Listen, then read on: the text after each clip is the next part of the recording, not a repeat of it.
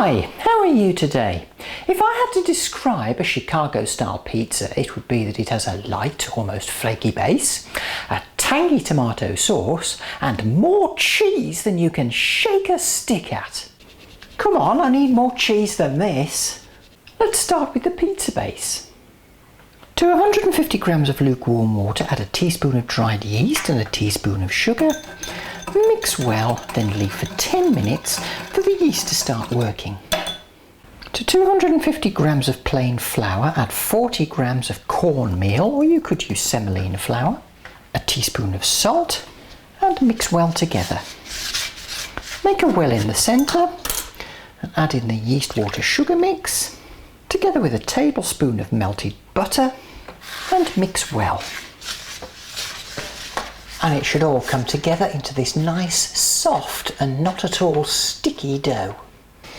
Now knead the dough on a surface for about 7 or 8 minutes until it's all lovely and smooth and elastic.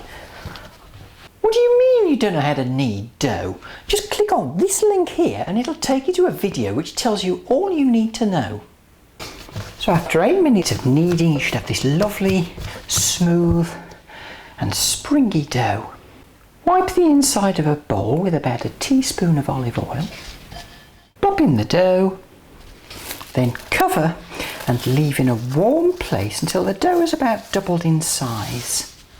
So after about an hour, the dough's all puffed up. I'll just lightly flour this surface, turn the dough out, and then I'm going to roll it out into a 9-inch square. Now I'm going to spread on a couple of tablespoons of softened butter. Don't go too mad with the butter, otherwise your pastry will be a bit greasy. That's fine. Now roll it up.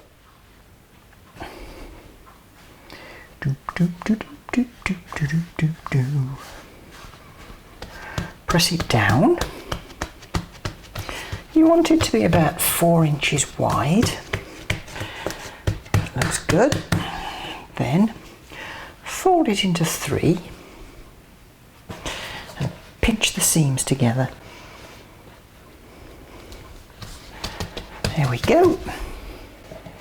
Now pop it back in the bowl, cover it and pop it into the fridge for about 45 to 50 minutes so that the butter sets nicely in the dough. Right, let's make some tangy sauce. Tangy, not twangy. Melt a tablespoon of butter in a pan and add in 25 grams of finely chopped onion. Then cook gently until the onions go translucent. Once the onions have gone translucent and taken on a bit of colour, add in a crushed clove of garlic and cook this for 1 minute. Now add in a 400 gram can of chopped tomatoes, a big pinch of dried oregano. You do have to say oregano like that when you're making this pizza.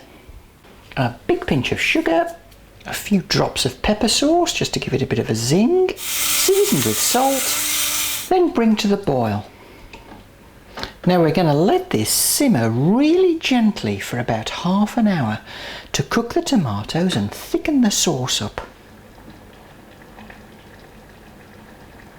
Once the sauce has become nice and thick, add in about a teaspoon of olive oil, a tablespoon of freshly chopped basil. See my earlier comment about oregano. Turn off the heat and mix well. We are talking tomato sauce. So here's my ball of dough all puffed up. Just lightly flour my surface again. Take out the dough, pop it down, press it out. And now I'll roll it out to a circle 13 inches in diameter. There we go, that looks quite nice. It's about 13 inches in diameter. Now I'm going to transfer it to this 9-inch deep-sided cake tin. So I'll just use my rolling pin to pick it up.